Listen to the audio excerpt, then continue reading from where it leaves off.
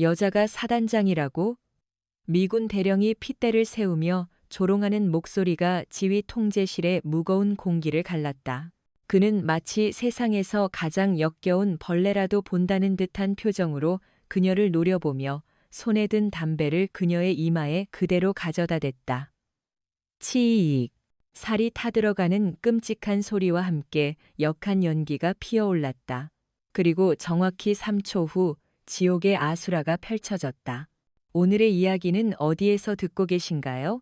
구독과 좋아요는 더 통쾌한 이야기를 만드는데 큰 힘이 됩니다. 여러분의 응원이 정의를 실현하는 목소리가 될 것입니다.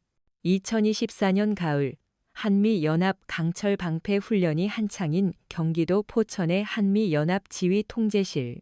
내부의 공기는 며칠째 이어진 경무와 팽팽한 긴장감, 그리고 싸구려 커피 향으로 질식할 듯 무거웠다.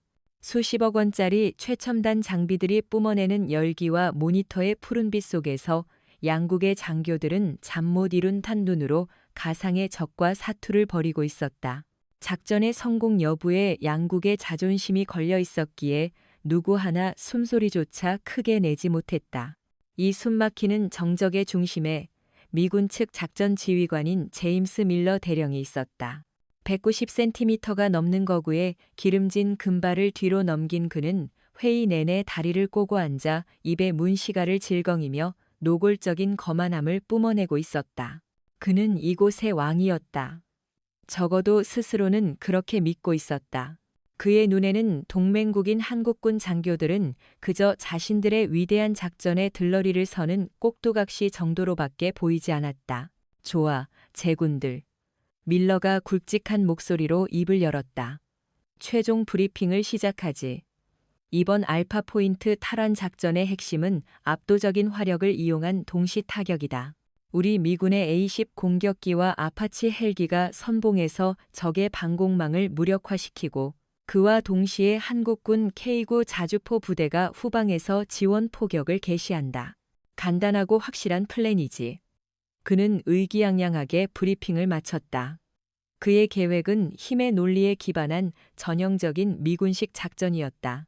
대부분의 한국군 장교들은 이의를 제기하지 못하고 그저 고개를 끄덕였다. 그의 오만한 태도에 불쾌감을 느꼈지만 동맹 관계와 계급의 벽 앞에서 침묵을 선택할 수밖에 없었다. 바로 그때였다. 회의실 구석에서 조용하지만 단호한 목소리가 흘러나왔다. 이에 있습니다. 모든 시선이 목소리의 주인에게로 쏠렸다. 그곳에는 강유진 소령, 한국군 측 작전 지원팀 소속의 평범해 보이는 여군 장교가 앉아 있었다. 그녀는 화장기 없는 얼굴에 질끈 묶은 머리, 다소 마른 체격에 어디에서나 볼 수 있는 중년의 여군처럼 보였다. 하지만 그녀의 눈빛만큼은 회의실의 그 누구보다도 깊고 날카롭게 빛나고 있었다. 밀러의 미간이 구겨졌다. 감히 누가 자신의 완벽한 계획에 토를 단단 말인가. 그것도 일개 소령 계급장을 단 동양인 여자가. 뭐라고? 그의 목소리에 짜증이 섞여 나왔다. 강유진 소령은 자리에서 일어나 동요 없는 목소리로 말을 이었다. 대령님의 계획에는 치명적인 허점이 있습니다. 적의 방공망 정보가 업데이트되지 않았습니다. 3시간 전 정찰 위성 데이터에 따르면 적들은 기존의 고정식 방공포대 외에 기동성이 뛰어난 신형 지대공 미사일 시스템을 알파 포인트 인근 계곡에 매복시켜 놓았습니다. 지금 계획대로 공중부대가 진입할 경우 매복에 걸려 막대한 피해를 입게 될 겁니다. 그녀의 분석은 냉철하고 정확했다. 그녀는 스크린에 최신 위성 사진과 데이터 분석 자료를 띄웠다. 그녀가 제시한 증거는 명백했다. 순간 회의실 안에 공기가 싸늘하게 식었다. 한국군 장교들의 얼굴에는 놀라움과 함께 희미한 통쾌함이 스쳐 지나갔다. 밀러 대령의 얼굴은 불그락 쿠르락 변하기 시작했다. 그는 자신의 정보팀이 놓친 허점을 감히 계급도 낮은 여군 장교가 모든 이들 앞에서 지적했다는 사실에 참을 수 없는 모욕감을 느꼈다.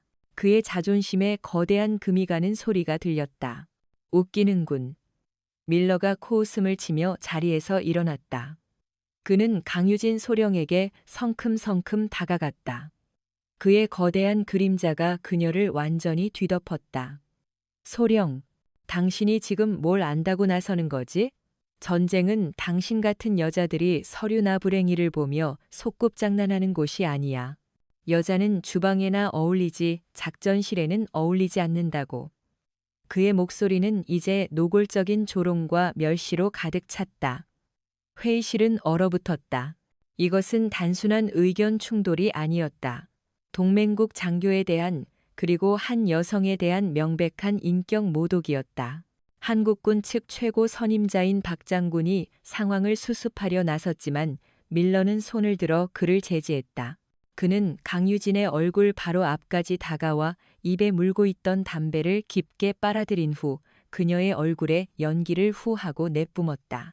역한 담배 연기가 그녀의 얼굴을 뒤덮었지만 강유진은 눈 하나 깜빡하지 않았다. 그녀는 그저 얼음장처럼 차가운 눈으로 밀러를 올려다볼 뿐이었다. 그녀의 그 고요한 눈빛이 밀러의 광기를 더욱 부채질했다.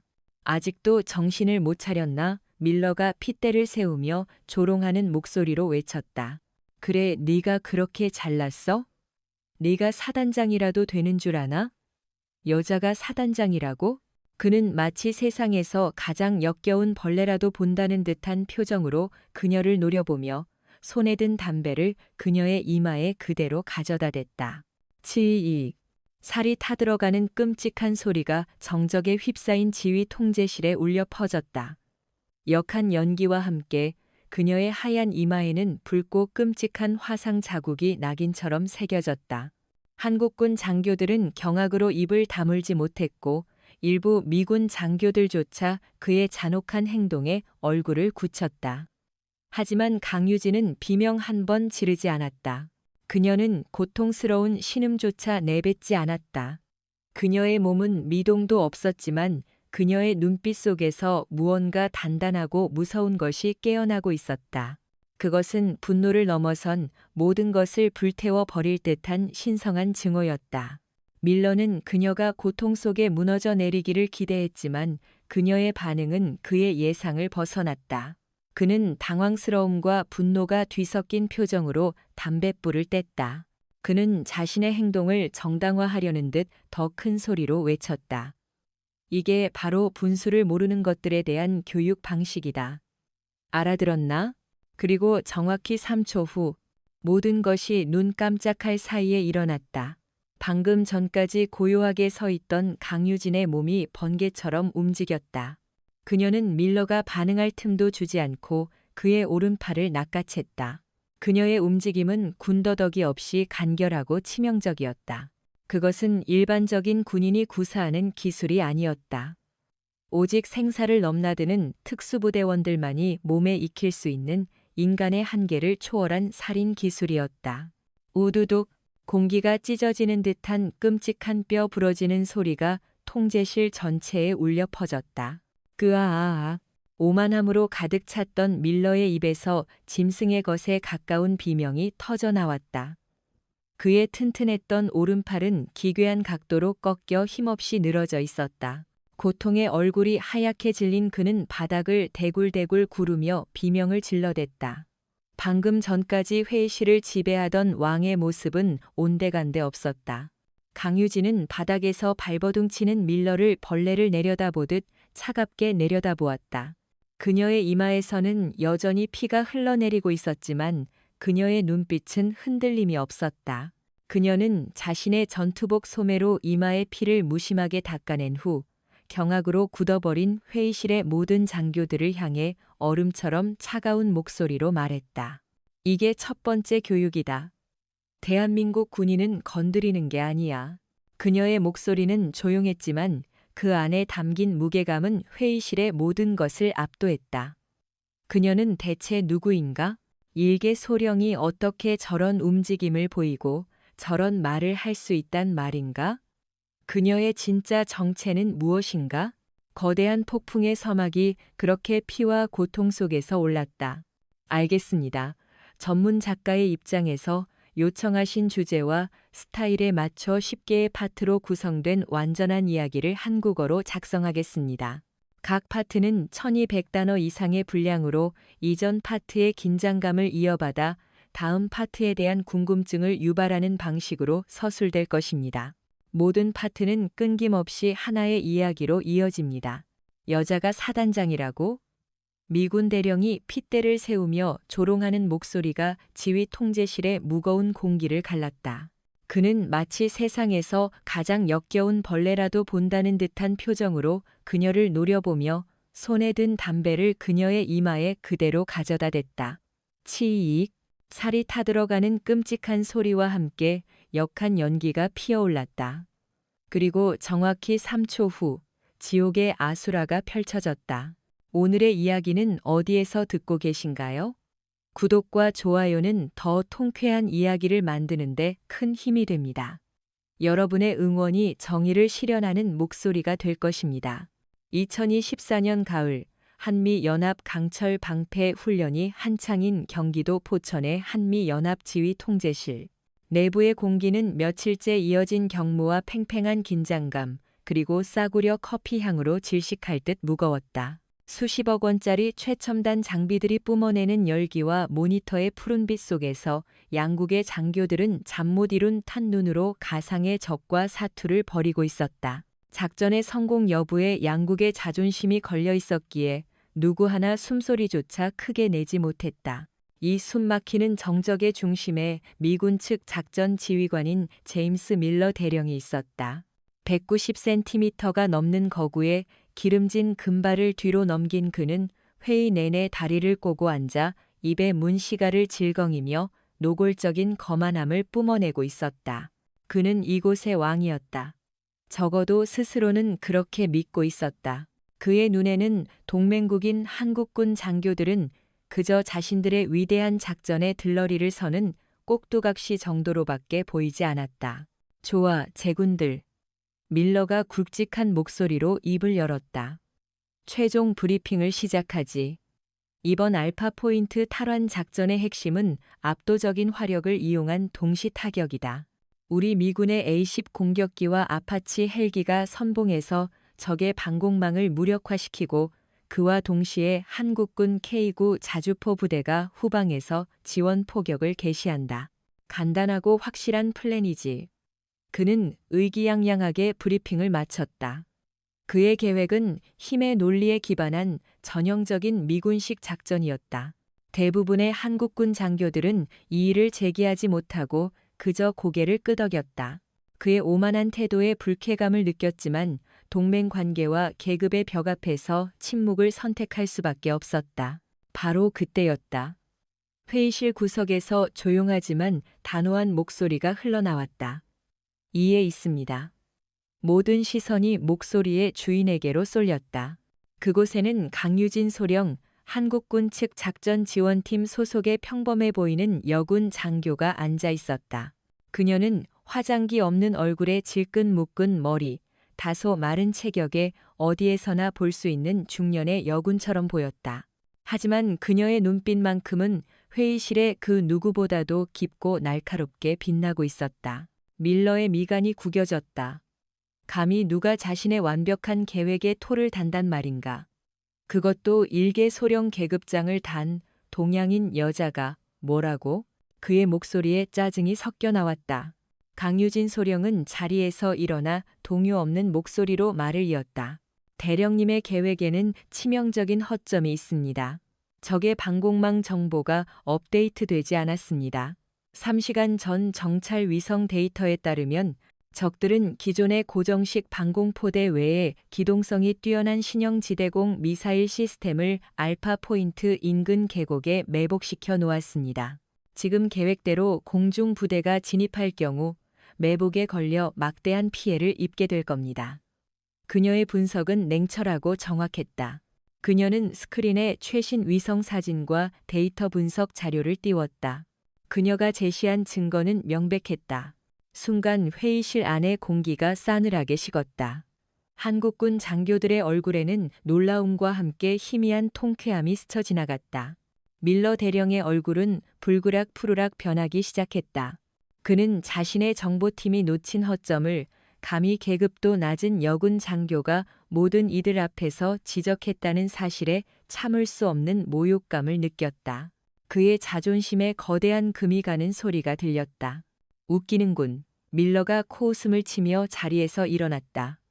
그는 강유진 소령에게 성큼성큼 다가갔다. 그의 거대한 그림자가 그녀를 완전히 뒤덮었다. 소령, 당신이 지금 뭘 안다고 나서는 거지?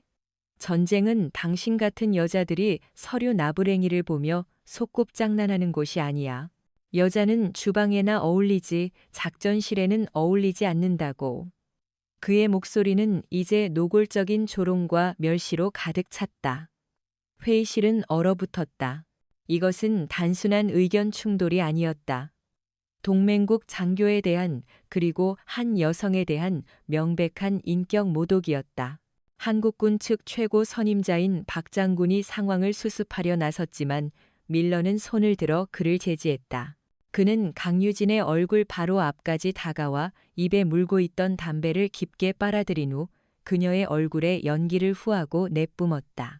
역한 담배 연기가 그녀의 얼굴을 뒤덮었지만 강유진은 눈 하나 깜빡하지 않았다. 그녀는 그저 얼음장처럼 차가운 눈으로 밀러를 올려다볼 뿐이었다. 그녀의 그 고요한 눈빛이 밀러의 광기를 더욱 부채질했다. 아직도 정신을 못 차렸나? 밀러가 핏대를 세우며 조롱하는 목소리로 외쳤다. 그래, 네가 그렇게 잘났어? 네가 사단장이라도 되는 줄 아나? 여자가 사단장이라고? 그는 마치 세상에서 가장 역겨운 벌레라도 본다는 듯한 표정으로 그녀를 노려보며 손에 든 담배를 그녀의 이마에 그대로 가져다 댔다.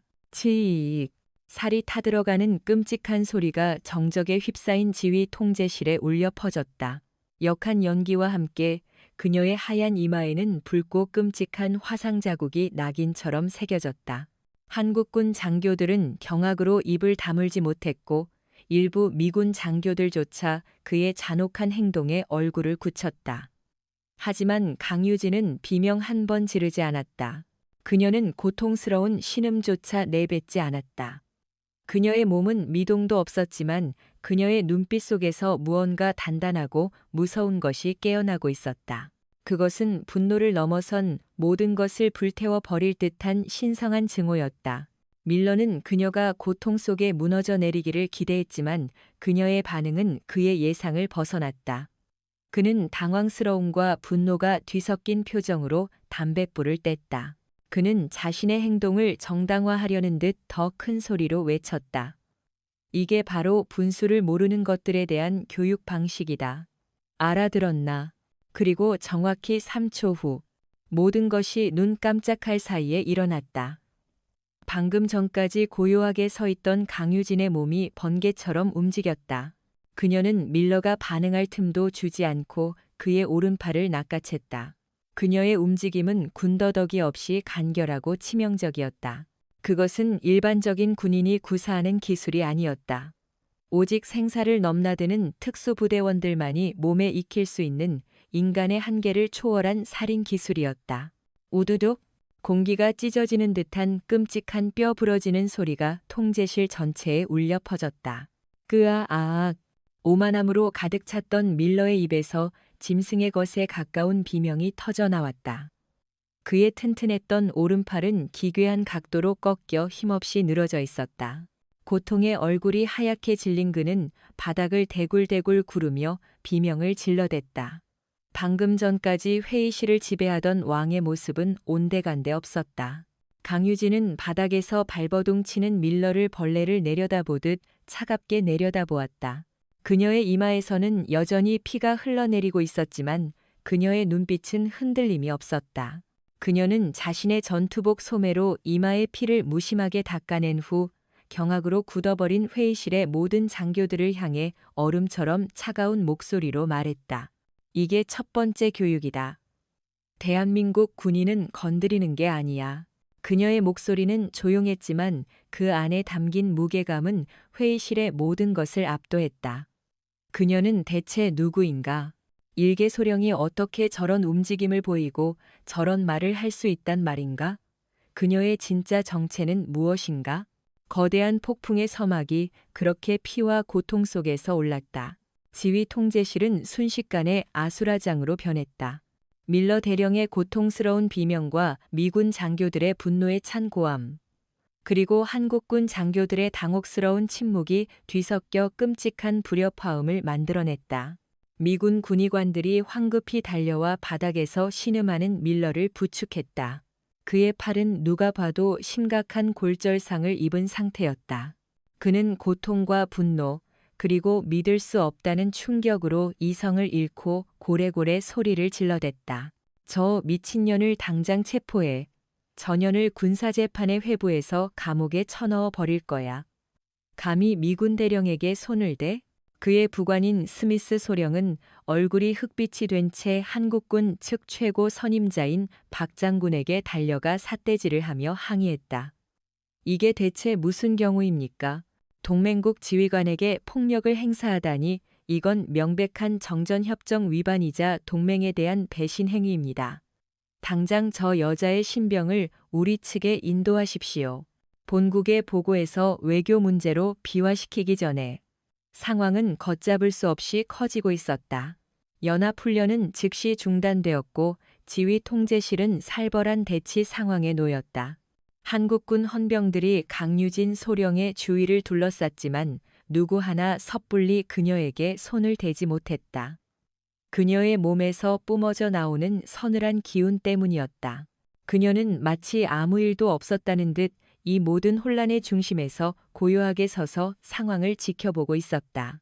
그녀의 눈빛은 여전히 깊이를 알 수 없는 심연처럼 고요했지만 그 안에는 치밀한 계산이 번뜩이고 있었다. 그녀는 결국 한국군 헌병들에게 이끌려 임시 유치시설로 연행되었다. 그녀가 통제실을 빠져나갈 때 분노로 이글거리는 미군 장교들의 시선과 걱정과 호기심, 그리고 약간의 두려움이 뒤섞인 한국군 장교들의 시선이 그녀의 등에 비수처럼 꽂혔다. 하지만 그녀는 조금도 위축되지 않았다. 오히려 그녀의 등은 더욱 꼿꼿했다. 이 모든 것은 그녀의 계획 안에 있는 일이었다. 강유진 소령이 연행되자마자 연합사령부는 양국의 고위급 장성들이 참석하는 긴급 대책회의를 소집했다.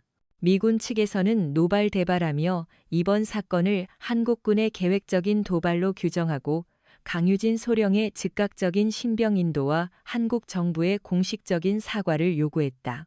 분위기는 험악했다. 마치 금방이라도 양국 간의 군사적 충돌이 일어날 것처럼 보였다. 하지만 이상한 점이 있었다. 이토록 심각한 상황 속에서 한국군 수뇌부의 반응은 예상외로 침착했다. 합동참모본부 작전본부장인 이철희 대장은 미군 측의 격한 항의에도 불구하고 사건의 전후 관계를 명확히 파악하는 것이 우선이라며 원론적인 답변만을 반복했다. 그의 태도는 마치 무언가를 기다리는 사람처럼 보였다. 그는 미군 측의 압박에도 불구하고 강유진 소령의 신병 인도를 교묘하게 거부하며 시간을 끌었다. 그의 눈빛 속에는 당혹감이 아닌 은밀한 확신이 서려 있었다. 한편 팔에 깁스를 한 채 회의에 참석한 밀러 대령은 승리감에 도취해 있었다. 그는 자신의 계획이 완벽하게 성공했다고 믿었다. 그는 일부러 강유진을 자극해 폭력을 유발했고 이를 빌미로 그녀를 군에서 매장시키는 동시에 이번 훈련의 실패 책임을 한국군에게 떠넘길 생각이었다. 그는 자신의 뒤에 있는 막강한 정치적 배경과 미군이라는 거대한 힘을 믿어 의심치 않았다. 그는 이미 워싱턴에 있는 자신의 인맥에게 연락해 이 사건을 최대한 부풀려 한국 정부를 압박하라고 지시해둔 상태였다. 그는 차가운 조롱이 섞인 눈으로 이철희 대장을 바라보며 생각했다. 감히 나를 건드려? 너희 약소국의 군대는 이제 끝났어. 저 여자 하나 때문에 너희는 막대한 대가를 치르게 될 거다. 그 시각 강유진 소령은 차가운 쇠창살이 박힌 임시 유치실의 간이 침대에 조용히 앉아 있었다. 외부의 소란과는 완벽하게 단절된 공간이었다. 그녀는 눈을 감고 지난 몇 주간의 일들을 머릿속으로 복기하고 있었다. 이 모든 일의 시작은 한 달 전으로 거슬러 올라간다. 그녀는 평범한 소령이 아니었다. 그녀의 진짜 신분은 대한민국 육군 최정예 특수임무부대 통칭 흑호부대를 지휘하는 최연소 사단장이자 현존하는 유일한 여성 투스타 강유진 소장. 그녀의 부대는 공식적으로는 존재하지 않는 오직 대통령과 국방부 장관에게만 직접 보고하는 그림자 부대였다. 그리고 그녀는 지금 군인의 본분을 망각한 채 적에게 국가의 심장을 팔아넘기려는 배신자를 사냥하기 위해 스스로 모든 계급장을 떼고 가장 낮은 곳으로 위장 잠입한 상태였다. 밀러 대령은 단순한 오만한 군인이 아니었다. 그는 이번 강철 방패 훈련에서 테스트 중인 한국의 차세대 통합 방공 시스템 천궁의 핵심 기술을 적대국의 방산업체에 빼돌리려는 거대한 음모의 중심에 있는 인물이었다. 그리고 강유진은 그 음모를 분쇄하라는 대통령의 직접적인 밀명을 받고 이곳에 온 것이었다. 담뱃불로 지져진 이마의 상처가 욱신거렸지만 그녀는 오히려 정신이 맑아지는 것을 느꼈다. 밀러는 스스로 덫에 걸려들었다. 그는 자신의 오만함으로 인해 사냥꾼이 파놓은 함정의 가장 깊은 곳으로 제 발로 걸어 들어온 것이다. 이제 판은 짜였다. 그리고 이 지독한 연극의 다음 막을 열기 위해 그녀는 조용히 자신의 사람을 기다리고 있었다. 바로 그때 유치실의 육중한 철문이 소리 없이 열렸다. 들어온 것은 평범한 보급병 복장을 한 젊은 군인이었다. 그는 누구의 시선도 끌지 않고 그녀에게 다가와 마치 저녁 식사를 가져다 주는 것처럼 식판 하나를 내려놓았다. 그리고는 오직 그녀만이 들을 수 있는 작은 목소리로 속삭였다. 모든 준비가 끝났습니다, 장군님. 강유진의 입가에 얼음처럼 차가운 미소가 떠올랐다. 밀러가 자신의 승리를 확신하며 축배를 들고 있을 때 그의 목을 조여올 거대한 그물은 이미 완성되어 있었다. 그는 아직 몰랐다. 자신이 건드린 것이 단순한 여군 장교가 아니라 국가의 가장 날카로운 칼날이었다는 사실을. 모든 사건의 발단은 강철 방패 훈련이 시작되기 2주 전 청와대 지하 벙커에 위치한 대통령 직속 국가위기관리센터에서 시작되었다. 그곳은 대한민국의 안보와 관련된 가장 은밀하고 중요한 결정이 내려지는 심장부였다. 늦은 밤, 대통령은 국방부 장관과 합동참모의장, 그리고 단 한 명의 현역 장성을 극비리에 호출했다. 그 장성이 바로 검은색 특수임무부대 전투복을 입은 강유진 소장이었다. 그녀의 어깨에는 이제 막 새로 단 듯한 두 개의 별이 선명하게 빛나고 있었다. 대통령의 표정은 그 어느 때보다도 심각했다. 강 장군, 긴급히 불러서 미안하오. 대통령이 무거운 목소리로 입을 열었다. 국가안보에 심각한 위협이 감지되었소. 이 문제는 공식적인 경로로는 해결할 수 없소. 오직 강 장군과 흑호부대만이 처리할 수 있는 일이오. 대통령이 건넨 것은 1급 대회비라는 붉은 도장이 찍힌 얇은 서류철이었다. 서류의 내용은 충격적이었다. 국가정보원이 최근 해킹을 통해 입수한 정보에 따르면 이번 한미연합 강철방패 훈련 기간 동안 미군 고위 장교가 훈련의 핵심인 차세대 통합 방공 시스템 천궁 브로아이의 핵심 알고리즘과 레이더 탐지 회피 기술을 제3국의 방산업체에 유출하려는 정황이 포착되었다는 것이었다. 만약 이 정보가 사실이라면 이는 단순한 방산 비리를 넘어 대한민국의 영공을 통째로 적에게 넘겨주는 이적 행위나 다름없었다. 문제는 그 용의자가 바로 이번 훈련의 미군 측 지휘관인 제임스 밀러 대령이라는 점이었다. 합참의장이 침통한 표정으로 부연 설명을 했다. 밀러 대령은 미 육군 내에서도 손꼽히는 전략가이지만 동시에 극단적인 인종차별주의자이자 성차별주의자로 악명이 높습니다. 그는 평소에도 한국군을 노골적으로 무시해왔고 최근에는 막대한 도박 빚으로 인해 재정적인 압박을 받고 있다는 첩보도 있습니다. 동기와 정황은 충분하지만 결정적인 증거가 없습니다. 그리고 아시다시피 현역 미군 대령을 그것도 연합훈련 중에 우리 측이 직접 조사하는 것은 외교적으로 불가능에 가깝습니다. 대통령이 강유진을 똑바로 바라보며 말했다.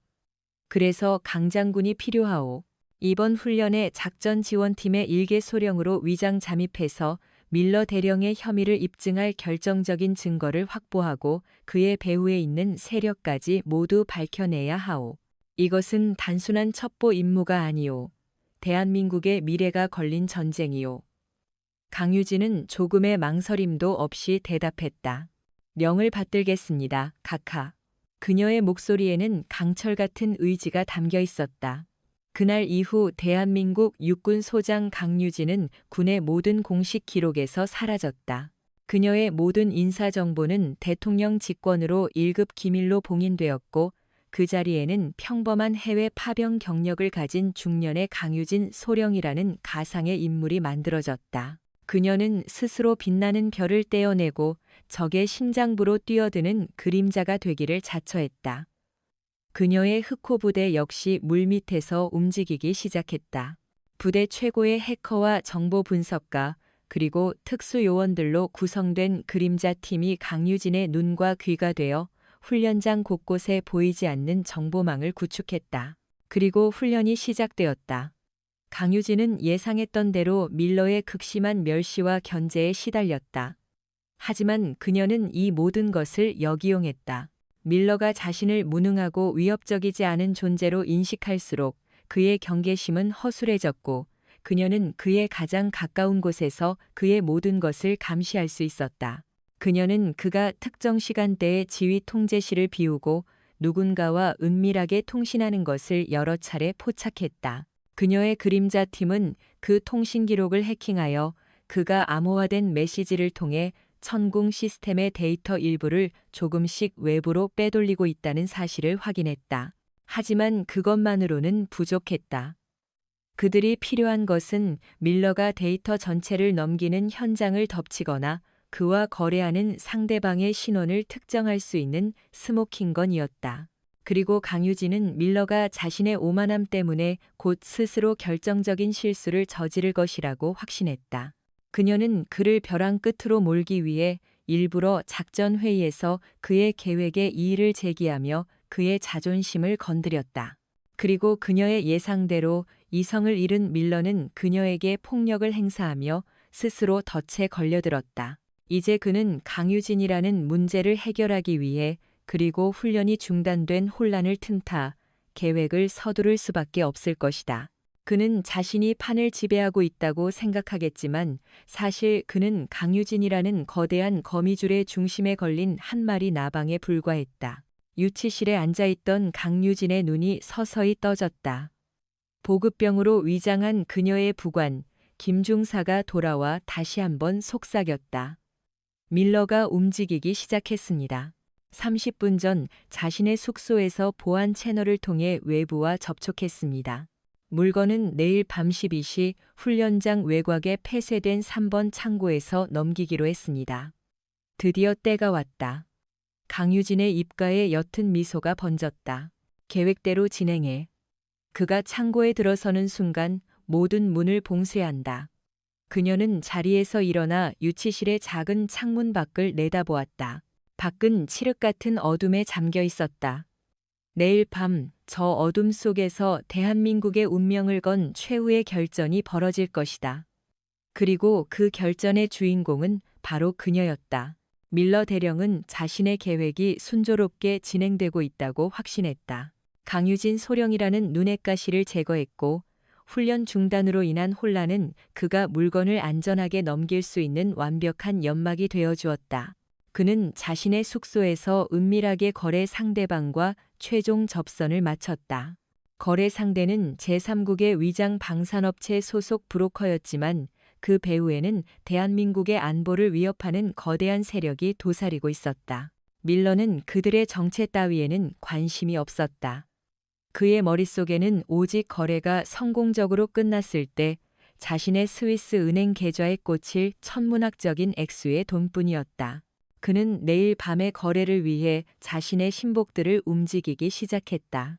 그는 천궁 시스템의 핵심 데이터가 담긴 특수 제작된 USB를 확보하고 거래 장소인 3번 창고 주변의 경계를 강화하도록 지시했다. 그는 자신의 부하들이 모두 충성스럽다고 믿었지만 그들 중 한 명이 이미 강유진의 그림자 팀에 의해 포섭되었다는 사실은 꿈에도 알지 못했다. 그 부하는 바로 밀러의 통신병인 존슨 상병이었다.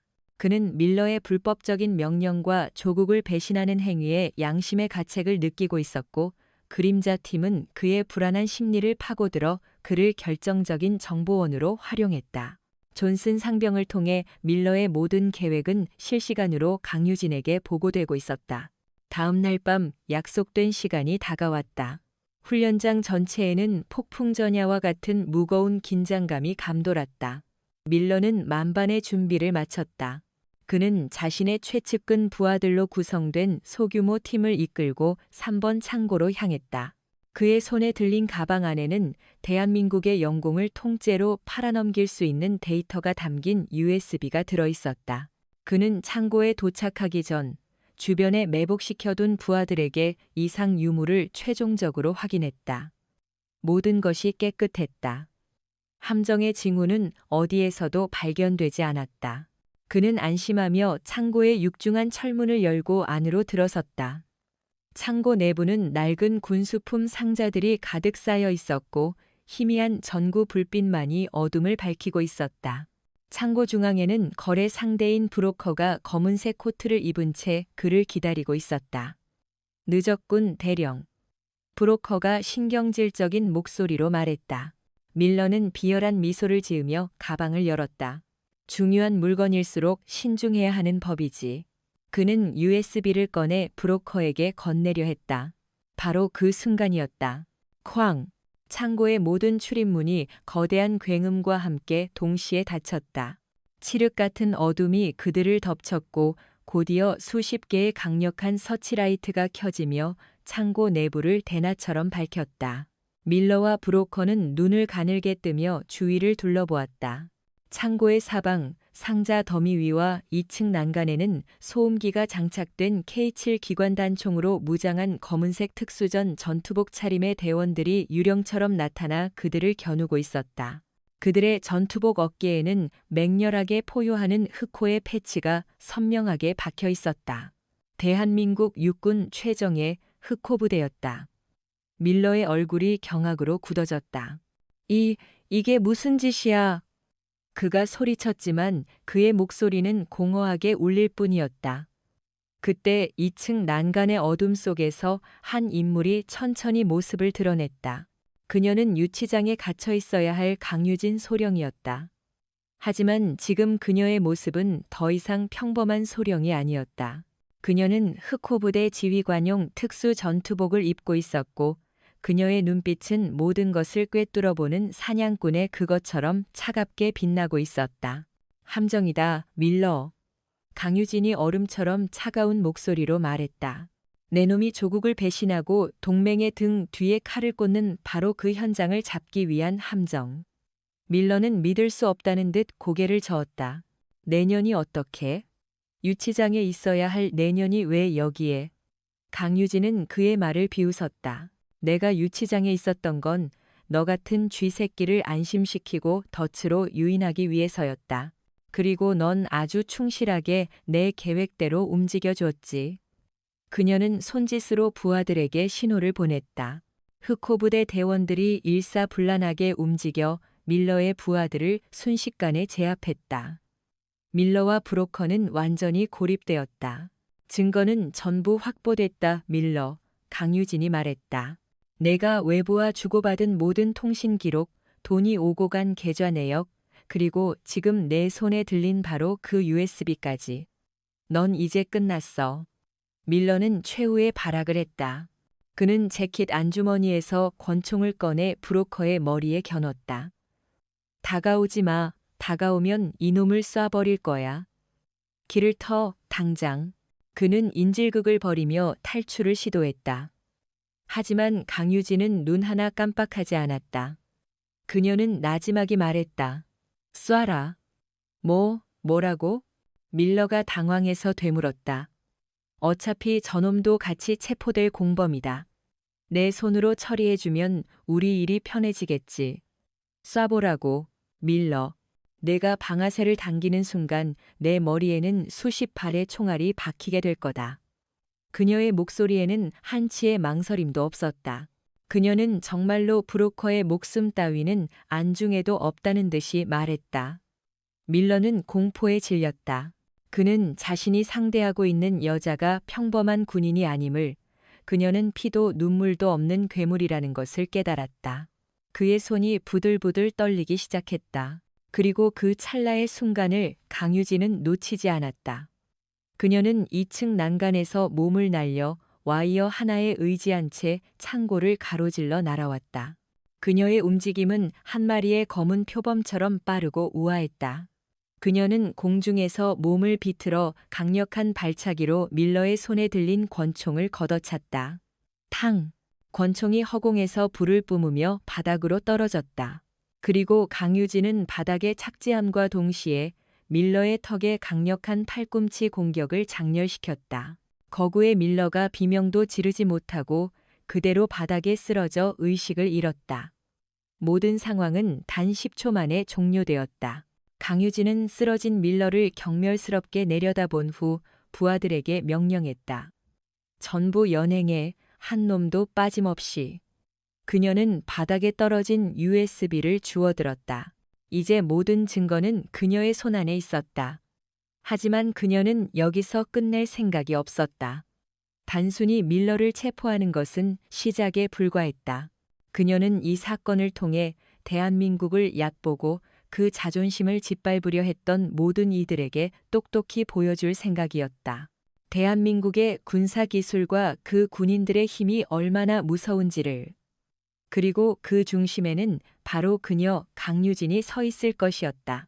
밀러 대령과 그의 공범들이 현장에서 체포되면서 강철방패 훈련은 새로운 국면을 맞이했다. 강유진 소장과 흑호부대의 비밀 작전은 성공적으로 끝났지만 사건의 여파는 이제부터 시작이었다. 미군 현역 대령이 동맹국의 핵심 군사 기밀을 유출하려다 체포된 초유의 사태. 이 문제는 더 이상 군 내부에서 조용히 처리할 수 있는 수준을 넘어섰다. 워싱턴과 서울 양국의 외교 라인이 긴급하게 움직이기 시작했다. 미국 방부는 충격과 당혹감에 휩싸였다. 그들은 처음에는 사건의 진상을 파악하기 위해 자체 조사팀을 급파하려 했지만 강유진이 확보한 증거는 너무나도 명백하고 완벽했다. 밀러의 통신 기록, 자금 흐름, 그리고 현장에서 검거된 브로커의 자백까지. 그 어떤 변명의 여지도 없었다. 결국 미 정부는 공식적으로는 한미 동맹의 굳건함을 재확인하고 사건의 진상을 명명백백하게 밝히기 위해 한국 측의 합동조사를 수용할 수밖에 없었다. 하지만 물밑에서는 치열한 정치적 게임이 시작되었다. 미군으로서는 이번 사건이 최대한 조용히 그리고 빠르게 덮이기를 바랐다. 미군의 명예가 실추되고 동맹국들 사이에서 신뢰도가 추락하는 것을 막아야 했기 때문이다. 그들은 밀러 대령을 개인의 일탈 행위로 규정하고 그에게 모든 책임을 떠넘긴 채 꼬리를 자르려 했다. 그들은 한국 측의 밀러의 신병을 즉시 미군으로 인도할 것을 요구하며 재판 역시 미군 군사법원에서 비공개로 진행하겠다고 통보했다. 그들의 의도는 명백했다. 밀러의 입을 막고 사건의 배후에 있을지도 모르는 더 큰 진실이 세상에 드러나는 것을 원천적으로 차단하겠다는 것이었다. 이러한 미국의 압박에 한국 정부 내에서도 의견이 갈렸다.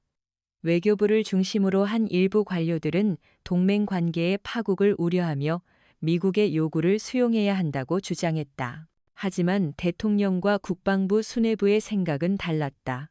그들은 이번 사건을 단순히 한 명의 부패한 군인을 처벌하는 것을 넘어 그동안 누적되어 온 양국 간의 불평등한 관계를 바로잡고 대한민국의 군사적 위상과 자존심을 전 세계에 알릴 수 있는 절호의 기회로 여겼다. 그리고 그 기회의 중심에는 바로 강유진 소장이 있었다. 그녀는 대통령에게 직접 보고했다. 각하 밀러의 신병을 넘겨줘서는 안 됩니다. 그의 배후에는 단순히 돈을 노리는 방산업체가 있는 것이 아닙니다. 우리의 천공 시스템을 무력화시키고 동북아의 군사적 균형을 자신들에게 유리하게 재편하려는 특정 국가의 정보기관이 연루되어 있습니다. 밀러는 그저 꼬리에 불과합니다. 몸통을 잡기 위해서는 재판의 모든 과정이 대한민국의 주권하에 그리고 전 세계가 지켜보는 앞에서 투명하게 진행되어야 합니다. 그녀의 보고는 단호하고 설득력이 있었다. 그녀와 그림자 팀은 밤샘 조사를 통해 밀러에게 접근한 브로커의 신원을 파악했고, 그가 과거 여러 차례 특정 국가의 정보기관과 접촉한 전력이 있다는 사실을 밝혀낸 것이었다. 결국 대통령은 중대한 결정을 내렸다. 강 장군의 뜻대로 하시오. 대한민국의 주권과 명예가 걸린 문제요. 그 어떤 외압에도 굴하지 않겠소. 한국 정부는 미국의 신병인도 요구를 공식적으로 거부했다. 대신 사건의 중대성을 감안하여 한미 양국의 법무관들이 동수로 참여하는 특별합동 군사재판을 서울에서 개최할 것을 역으로 제안했다. 재판의 모든 과정은 양국 언론에 투명하게 공개한다는 파격적인 조건까지 내걸었다. 이는 미국에게는 굴욕적인 제안이었지만 명분상 거부할 수 없는 제안이기도 했다. 이미 강유진 측에서 일부 핵심 증거들을 언론에 흘린 상태였고 전 세계의 이목이 이 사건에 집중되고 있었기 때문이다. 만약 미국이 이 제안을 거부한다면 그것은 스스로 무언가를 숨기고 있다는 것을 인정하는 꼴이 되어버릴 터였다. 결국 미국은 울며 겨자 먹기로 한국의 제안을 받아들일 수밖에 없었다. 대한민국 역사상 최초로 미군 현역 대령이 대한민국의 법정에서 전 세계가 지켜보는 가운데 심판을 받게 된 것이다. 이 모든 것을 마쿠에서 지휘한 것은 바로 강유진이었다. 그녀는 단순한 군인이 아니었다. 그녀는 국제 정치의 흐름을 읽고 판을 설계하며 상대를 자신이 원하는 무대로 끌어들일 줄 아는 뛰어난 전략가였다. 그녀는 밀러라는 미끼를 이용해 미국이라는 거대한 상대를 자신이 설계한 공개 재판이라는 무대 위로 끌어올리는 데 성공했다. 이제 그녀는 이 무대 위에서 밀러의 죄를 심판하는 것을 넘어 대한민국의 힘과 자존심을 만천하에 증명할 생각이었다. 재판 날짜가 잡혔다. 전 세계의 언론이 서울로 모여들기 시작했다. 모두가 이 세기의 재판을 주목하고 있었다. 재판의 결과에 따라 동북아의 군사적, 외교적 지형이 뒤흔들릴 수도 있었다. 그리고 그 재판의 가장 중요한 증인이자 주인공은 바로 강유진이었다. 그녀는 이제 어둠 속 그림자가 아닌 빛나는 무대의 중심으로 나아갈 준비를 하고 있었다. 그녀가 어떤 모습으로 어떤 증거를 가지고 법정에 나타날지 전 세계가 숨을 죽이고 지켜보고 있었다. 마침내 운명의 날이 밝았다. 국방부 특별군사법정은 이른 아침부터 전 세계에서 몰려든 취재진들로 인산인해를 이루었다. 카메라 플래시가 쉴 새 없이 터졌고 각국 방송사들은 법정 앞에 임시 스튜디오를 차리고 생중계를 준비하고 있었다. 이것은 단순한 군사재판이 아니었다. 한 국가의 주권과 기술력, 그리고 자존심이 걸린 거대한 쇼케이스였다. 피고인석에는 죄수복 차림의 밀러 대령이 고개를 숙인 채 앉아 있었다. 한때의 오만함은 온데간데 없고 절망과 불안에 휩싸인 초라한 모습이었다. 그의 옆에는 미 국방부에서 급파한 최고의 변호인단이 심각한 표정으로 서류를 검토하고 있었다. 그들의 전략은 명확했다. 밀러의 모든 혐의를 부인하고 이 모든 것이 한국군 내부의 강경파가 동맹을 이간질시키기 위해 조작한 함정이라고 주장하는 것이었다. 그리고 그 함정의 중심에 있는 강유진을 정신적으로 불안정하고 폭력적인 성향을 가진 반미주의자로 몰아붙여 그녀의 증언의 신빙성을 무너뜨릴 계획이었다. 재판이 시작되고 검사 측과 변호인 측의 치열한 공방이 이어졌다. 검사 측은 밀러가 브로커와 접선한 영상과 통신 기록, 자금 거래 내역 등 명백한 증거들을 제시했다. 하지만 미군 변호인단은 교묘한 논리로 반박했다. 영상은 악의적으로 편집된 것이며 통신 기록은 해킹을 통해 조작되었고 자금 거래는 개인적인 채무 관계일 뿐이라고 주장했다. 그들은 모든 증거를 정황 증거로 폄하하며 밀러가 직접적으로 기밀을 유출했다는 결정적인 증거, 즉 스모킹건이 없다고 버텼다. 법정의 분위기는 팽팽했다. 밀러가 유죄라는 심증은 충분했지만 합리적인 의심의 여지 없이 그의 죄를 입증하기에는 무언가 2% 부족한 느낌이었다. 그리고 마침내 재판장이 입을 열었다. 검사 측 마지막 증인을 신청하십시오. 모든 이들의 시선이 증인석으로 향했다. 법정의 문이 열리고 한 여성이 안으로 걸어 들어왔다. 강유진이었다. 그런데 그녀의 모습은 모두의 예상을 완전히 벗어났다. 그녀는 평범한 소령의 전투복 차림이 아니었다. 그녀는 대한민국의 여군 장성만이 입을 수 있는 한치의 흐트러짐도 없는 완벽한 정복을 입고 있었다. 그녀의 가슴에는 수십 개의 훈장이 영롱하게 빛나고 있었고 그녀의 어깨에는 대한민국 육군의 현역 최연소 투스타임을 증명하는 2개의 별, 소장 계급장이 찬란하게 박혀 있었다. 그녀는 더 이상 위장 신분의 평범한 장교가 아니었다. 그녀는 자신의 진짜 모습, 대한민국 최정예 특수부대를 지휘하는 흑호 사단장 강유진 소장으로서 당당하게 증인석에 선 것이다. 법정 안에 모든 사람들이 숨을 멈췄다. 미군 변호인단은 경악으로 입을 다물지 못했고 피고인석의 밀러는 마치 유령이라도 본 것처럼 얼굴이 새하얗게 질려버렸다. 그가 담뱃불로 지지고 온갖 모욕을 퍼부었던 그 여자가 사실은 자신과 동급이거나 혹은 그 이상의 존재였다는 끔찍한 진실과 마주한 것이다. 강유진은 증인석에 앉아 흔들림 없는 목소리로 선서했다. 미군 변호인이 정신을 차리고 그녀를 몰아붙이기 시작했다. 증인은 어째서 자신의 진짜 신분을 속이고 훈련에 참여했습니까? 그것은 명백한 기만 행위이며 증인의 모든 행동에 저희를 의심하게 만듭니다. 강유진은 그를 똑바로 바라보며 얼음처럼 차가운 목소리로 대답했다. 기만이라고 하셨습니까? 진짜 기만은 동맹의 신뢰를 방패 삼아 뒤로는 조국을 배신하고 국가의 안보를 팔아넘기려 한 저 피고인이 저지른 것입니다.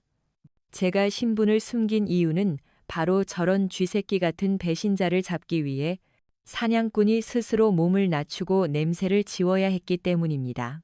그녀의 목소리는 법정 전체를 압도했다. 변호인은 더 이상 말을 잇지 못했다. 재판장이 강유진에게 직접 물었다.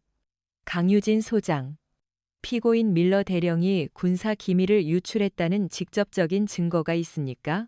강유진은 자리에서 일어나 들고 있던 작은 USB 하나를 재판장에게 건넸다.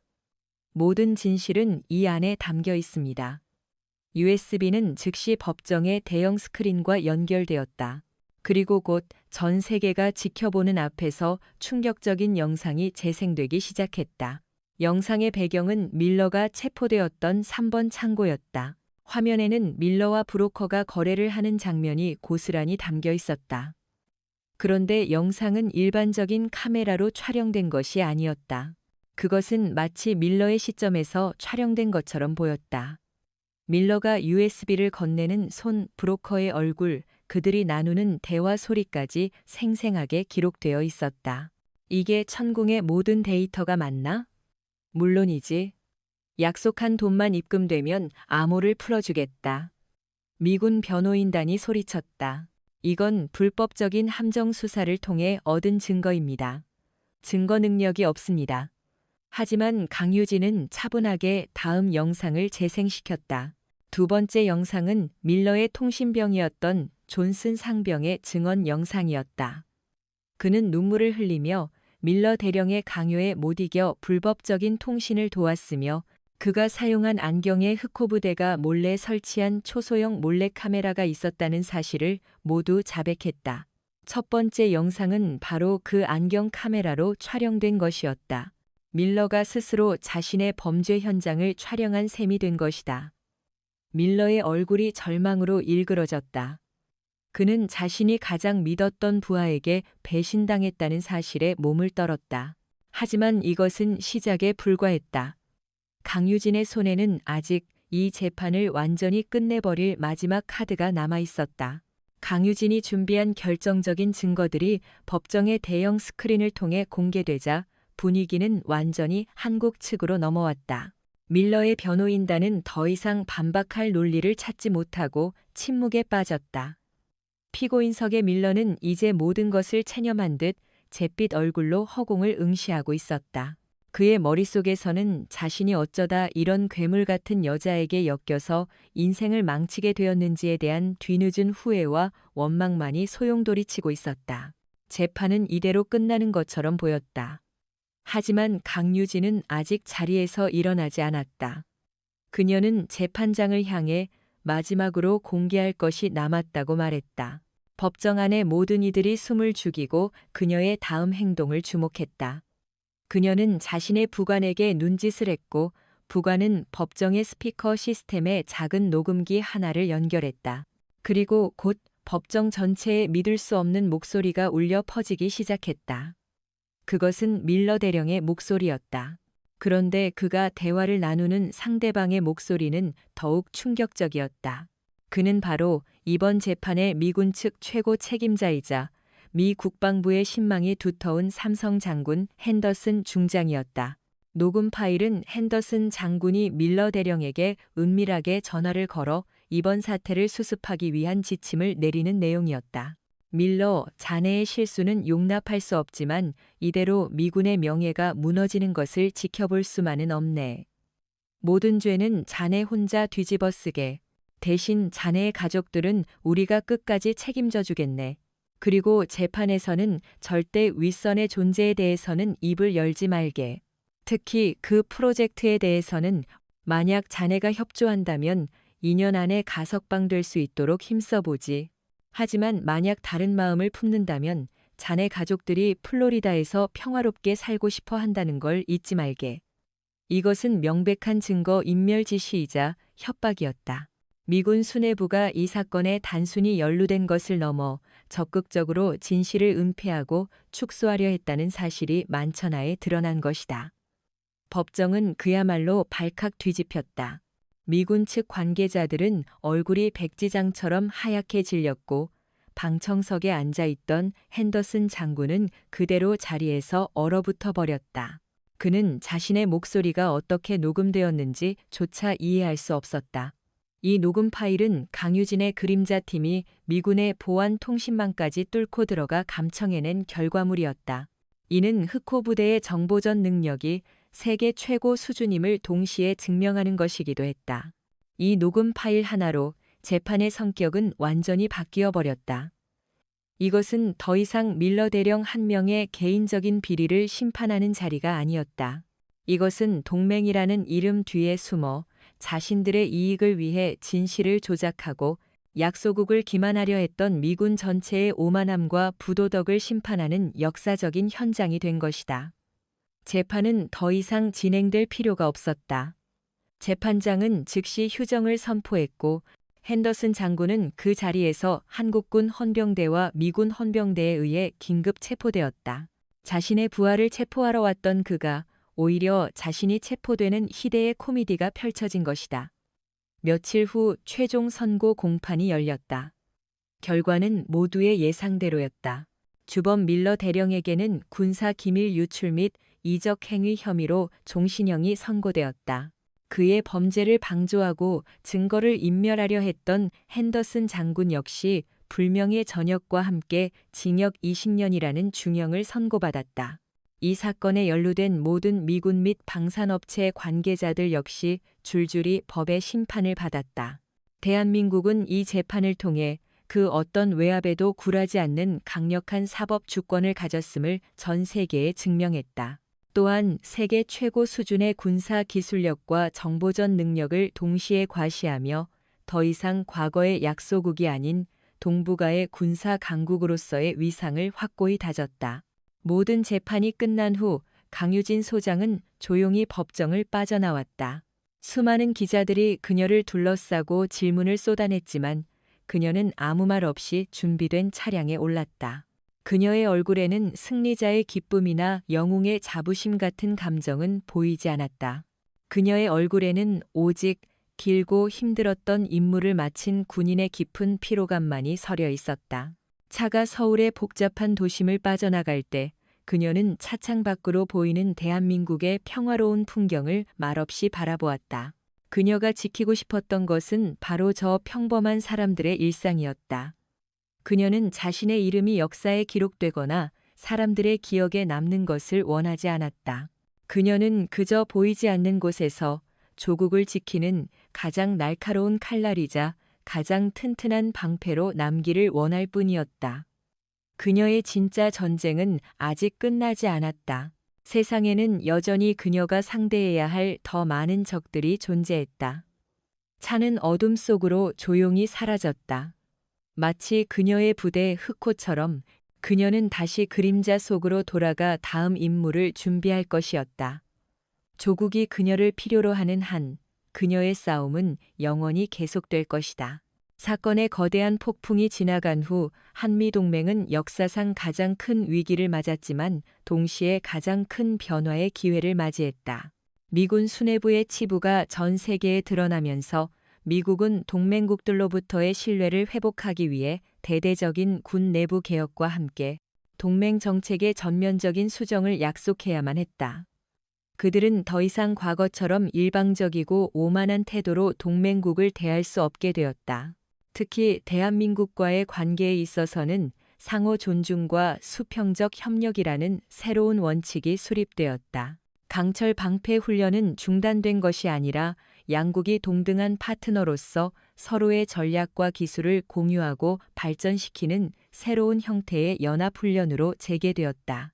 그리고 그 새로운 훈련의 한국 측 총괄 지휘관으로는 당연히 강유진 소장이 임명되었다. 그녀는 이제 더 이상 자신의 신분을 숨길 필요가 없었다. 그녀는 대한민국 국군을 대표하는 가장 강력하고 상징적인 인물로서 미군 파트너들 앞에 당당히 섰다. 그녀의 새로운 파트너는 핸더슨 장군의 후임으로 긴급히 부임한 미 육군의 데이비드 장군이었다. 그는 과거 걸프전의 영웅으로 실력과 인품을 겸비한 참된 군인이었다. 그는 강유진을 처음 만난 자리에서 조금의 망설임도 없이 먼저 손을 내밀며 깊은 존경심을 표했다. 강 장군님, 이번 사건을 통해 당신과 대한민국 국군에 대해 다시 생각하게 되었습니다. 당신은 진정한 군인입니다. 과거 우리 군이 저지른 과오에 대해 깊은 유감을 표하며 앞으로는 당신을 동등한 파트너로서 존중하며 함께 일하고 싶습니다. 그의 진심 어린 사과와 존중에 강유진은 그저 말없이 그의 손을 맞잡았다. 그녀는 이 작은 악수 하나가 지난 수십 년간 이어져 온 불평등했던 역사를 끝내고 새로운 시대를 여는 상징적인 순간이라는 것을 알고 있었다. 새롭게 시작된 연합훈련은 과거와는 완전히 달랐다. 더 이상 한쪽의 일방적인 지시나 명령은 없었다. 양국의 장교들은 밤낮으로 머리를 맞대고 토론하며 최상의 전략을 수립해 나갔다. 특히 강유진이 지휘하는 흑호 부대의 전술 능력과 정보전 수행 능력은 미군에게도 큰 충격과 영감을 주었다. 그들은 한국군이 더 이상 자신들의 보호를 받아야 하는 존재가 아니라 오히려 자신들이 배워야 할 점이 많은 강력한 파트너임을 인정하기 시작했다. 훈련의 마지막 날, 양국은 가상적의 총공세를 막아내는 최종 방어 훈련을 실시했다. 강유진과 데이비드 장군은 연합지휘 통제실에서 나란히 앉아 수십 개의 모니터를 통해 전장의 상황을 실시간으로 지켜보고 있었다. 바로 그때 예상치 못한 돌발 상황이 발생했다. 가상의 적이 아닌 실제 미확인 비행체가 동해상에서 고속으로 남하하며 대한민국의 영공을 침범한 것이다. 통제실 내부에 날카로운 경보음이 울려 퍼졌다. 실제 상황. 미확인 비행체 KADIG에 한국 방공식별구역 무단 진입.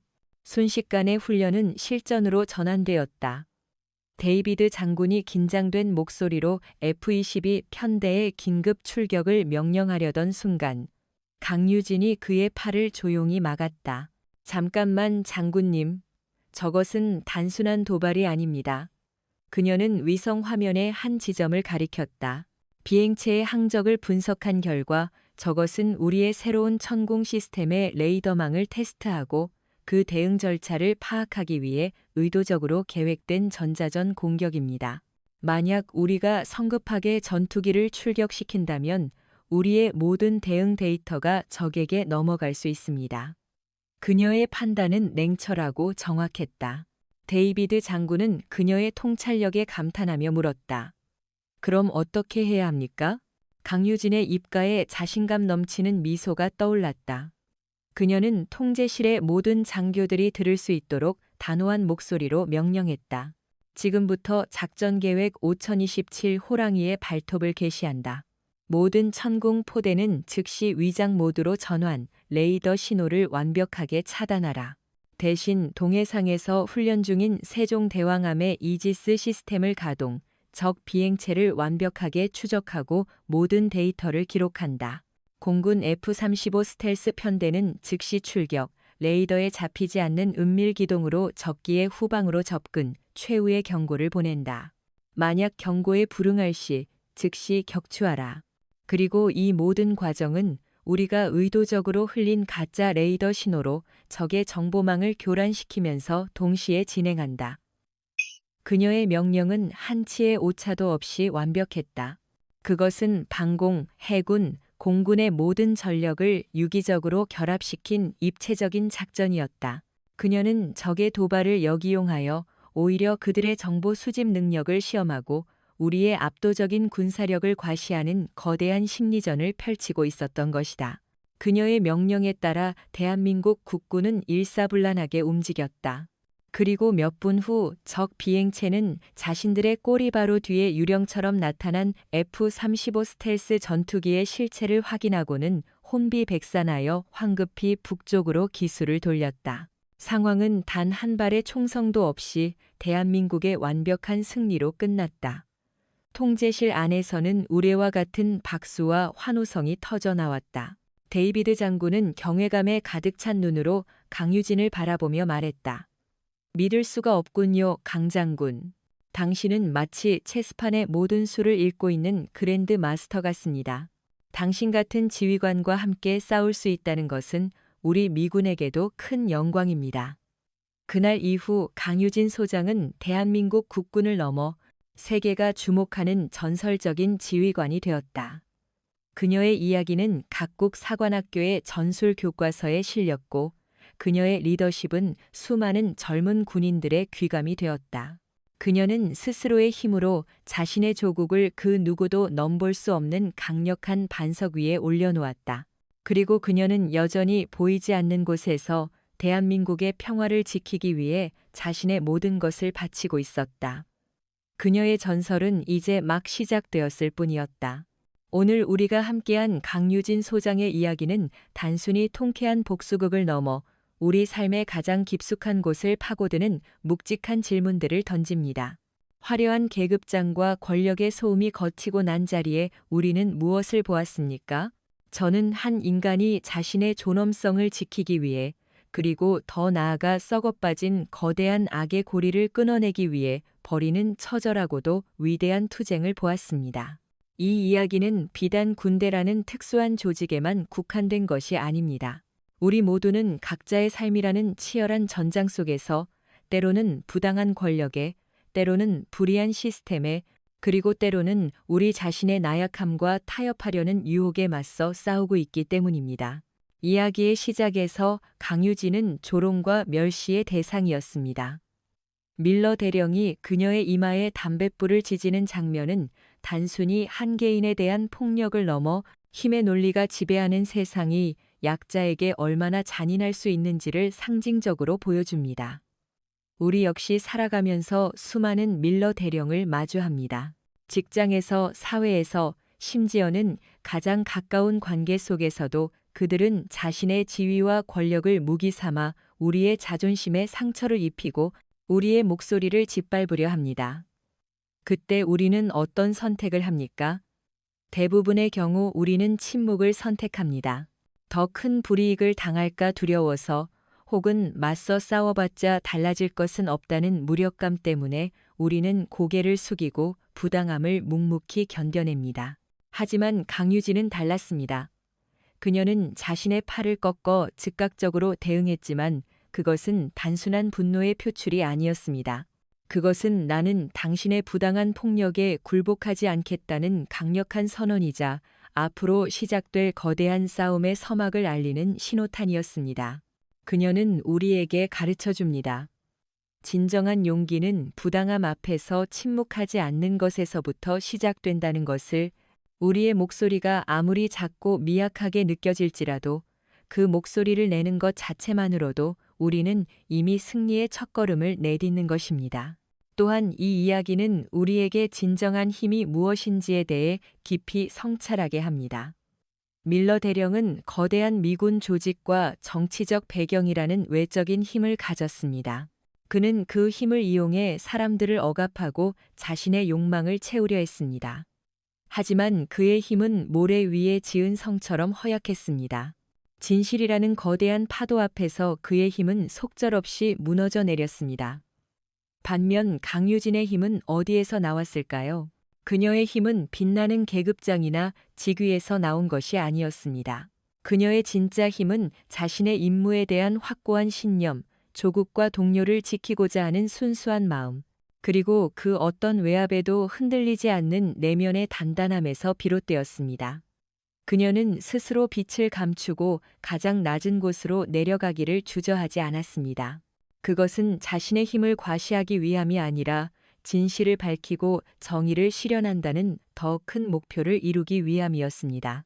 우리 사회는 종종 명함에 적힌 직함, 통장의 잔고, 사회적 지위 같은 외적인 힘을 숭배하곤 합니다. 하지만 이 이야기는 우리에게 말합니다. 가장 강력한 힘은 우리 내면에 있다고, 올바른 가치를 추구하고 자신의 양심에 따라 행동하며 어려움 속에서도 원칙을 지키려는 그 마음이야말로 세상의 그 어떤 권력보다도 강하고 위대한 힘이라는 것을 말입니다.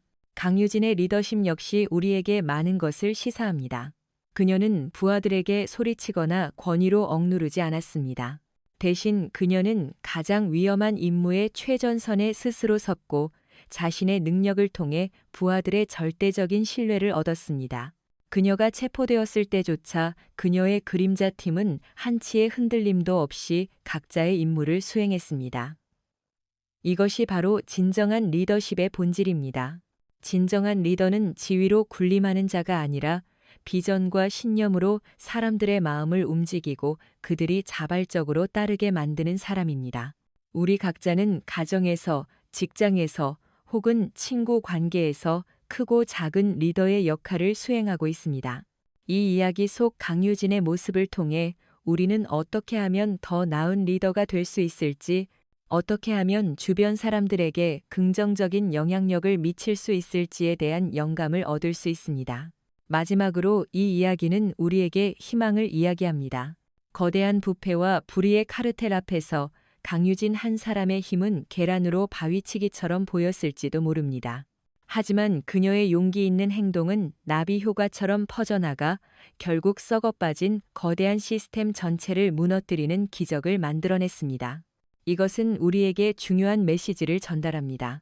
아무리 세상이 어둡고 부조리하게 느껴질지라도 정의를 향한 한 사람의 작은 몸짓이 세상을 바꿀 수 있는 희망의 불씨가 될 수 있다는 것입니다. 우리가 살아가는 현실이 때로는 버겁고 힘들게 느껴질 때, 그래서 모든 것을 포기하고 싶어질 때 강유진의 이야기를 떠올려 보십시오. 그녀가 칠흑 같은 어둠 속에서도 끝까지 포기하지 않고 자신의 길을 걸어갔던 것처럼 우리 역시 우리 앞에 놓인 어려움 앞에서 주저앉지 않고 한 걸음 더 나아갈 용기를 얻을 수 있을 것입니다. 결국 이 이야기는 우리 모두의 이야기입니다. 우리 내면에는 모두 강유진이라는 이름의 거인이 잠들어 있습니다. 부당함에 맞서고 진실을 추구하며 더 나은 세상을 만들고자 하는 용기. 오늘 이 이야기를 통해 여러분 마음속에 잠들어 있던 그 거인을 다시 한번 깨워보는 것은 어떨까요? 작은 변화는 바로 나 자신으로부터 시작됩니다. 나의 작은 용기가 세상을 바꾸는 위대한 첫걸음이 될 수 있음을 우리는 잊지 말아야 할 것입니다. 오늘 이야기가 여러분의 마음에 깊은 울림을 주었다면 구독과 좋아요를 통해 저희 채널에 힘을 실어주시길 바랍니다. 여러분의 참여 하나하나가 세상을 더 밝고 정의로운 곳으로 만드는데 소중한 밑거름이 됩니다. 다음 시간에도 여러분의 삶에 용기와 영감을 줄 수 있는 더 좋은 이야기로 찾아뵙겠습니다. 본 영상에 등장하는 모든 인물, 조직, 사건은 허구적으로 창작된 것이며 실제와는 아무런 관련이 없습니다. 이 이야기는 오직 교육적이고 교훈적인 목적을 위해 제작되었으며 특정 개인이나 단체를 비방할 의도가 전혀 없음을 밝힙니다. 이야기의 해석과 글을 통해 얻는 교훈은 전적으로 시청자 개인의 몫입니다.